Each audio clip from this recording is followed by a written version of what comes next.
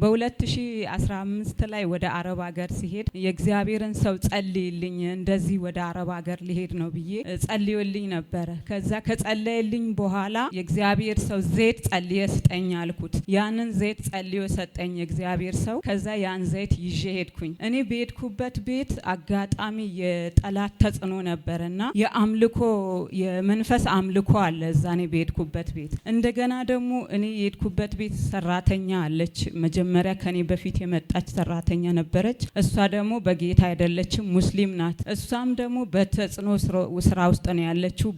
በሷ ቤተሰብ ውስጥም አምልኮ አለ። አባቷም እናቷም ጣዖትን ያመልካሉ።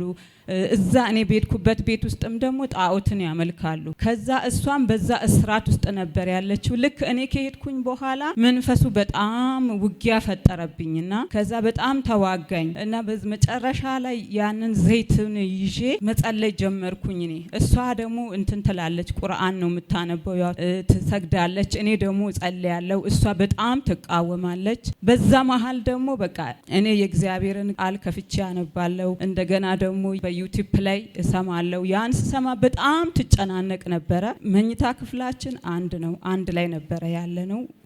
በዛ ምክንያት በቃ በጣም ነበረ ተጽዕኖ የነበረው። ከዛም በኋላ አንድ ቀን ስጸልይላት እየተጨናነቀች እያለ አየዋትና ምን ሆነሽ ነው አልኳት። በቃ ይሄን ነገር አትክፈቺ፣ አንቺ ይሄንን ስትከፍቺ እኔ ውስጤ ጨንቀኛል በቃ ያለች ታለቅሳለች እንዲህ ጎንበስ ብላ። ከዛ እኔ መንፈሱን እገጽጸው ነበር እየገጸጽኩት እያልኩኝ ከዛ እነግራታለሁኝ አንቺ ከዚህ እስራት ውስጥ እኮ እግዚአብሔር ይፈታሻል፣ ጌታ ኢየሱስን ብትቀበይ ጌታ ደግሞ ከዚህ ጭንቀት ያወጣሻል ብዬ እነግራት ነበረ። ከዛ እየነገርኳት እያለ በጣም ትቃወም ነበረ። መሰከርኩላት። ከዛ በዩቲዩብ አሳያታለሁ፣ እንዲህ ያሳየዋት ትጨናነቃለች። አታሳይኝ ተይ እንዲህ ያለች። እሱን ሳየው ይጨንቀኛል ትላለች። በቃ ሲጨንቃት ነሳ ሽንት ቤት ትሄዳለች። እኔ ደግሞ እጸልያለሁ። ከዛን አንድ ቀን ዘይቱን ይዤ እንደዚህ እየተቀባውኝ እያለ እስቲ ይሄ ዘይት የምንድን ነው አለችኝ እና የተጸለየበት ዘይት ነው ልስጥሽ አልኳት። እስቲ ስጭኝ እንቅልፍ ከወሰደኝ ብላ። እንቅልፍ አተኛም፣ በፍጹም አተኛም። እኔ ስተኛ በቃ በአንቺ እንቅልፍ እኮ እኔ እቀናለሁ፣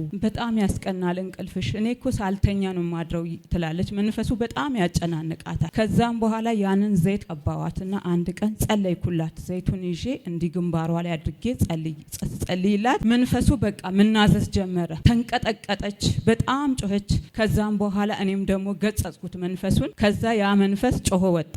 ከዛ ጌታ ስሙ ይባረክ። ከዛ እግዚአብሔር ደግሞ እንደገና እሷንም አሳልፎ ሰጠኝ። የነገርኳት እያለ ስለ ቡቡም ደግሞ ነግራታለሁ። እንዲህ ነበረ ከዚህ በፊት እሱም ሙስሊም ነበረ፣ በጌታ ነው አሁን። እንደውም ይሄንን ነገር እንዲህ ይጸልያልሻል፣ እሱ ከጸለየልሽ ከዚህ እስራት ደግሞ በደንብ ትፈቻለሽ ብዬ ስመሰክርላት በጣም ደስ አላት። በቃ ውስጧ ደስተኛ ሆነች። እኔ እኮ አንቺን ዘይት ከተቀባው በኋላ አንቺ ከጸለይሽልኝ በኋላ ውስጤ በደስታ ተሞላ። በቃ እንደመጀመሪያው የሚያስጨንቀኝ ሁሉ ትቶኛል። ከኔ ጋር መጸለይ ጀመረች። በቃ ከኔ ጋር ማየት ጀመረች። እንደገና ደግሞ ከዩቲዩብ ላይ ለሷ ዳውንሎድ አደረኩላት። ማየት በራሷ ስልክ ማየት ጀመረች፣ በነጻነት ማለት ነው። እንደገና እዛ ቤት ውስጥ ደግሞ አምልኮ የሚመለክበት በወር አንድ ጊዜ ያ ጣዖት የሚያመልከው ሰውዬ ይመጣ ነበረ እዛ ቤት ውስጥ ማለት ነው። ከዛ የሱ ልብስ አለ የሆነ መቶ ዱአ ይላሉ እነሱ መቶ ዱአ አድርጎላቸው ይሄ። ከዛ ዱአ ሊያደርግ ቀኑ ደርሶ ነበረ። ሳምንት ሲቀራው ያን ልብስ አምጥታ ሴትዮዋ ለኔ ሰጠችኝ። ቶክሽ አጥበሽ ቶክሸስ አስቀምጪው አጣጥፈሽ እንትን ቁም ሳጥን ውስጥ አለችኝ። እሺ ብዬ ልብሱ በጣም ተለየብኝ። እንደ እነሱ ልብስ አይደለም። እነሱ የሚለብሱት ልብስ የሆነ ድሽዳሽ የሚባል ረጅም አለና እሱ አይደለም።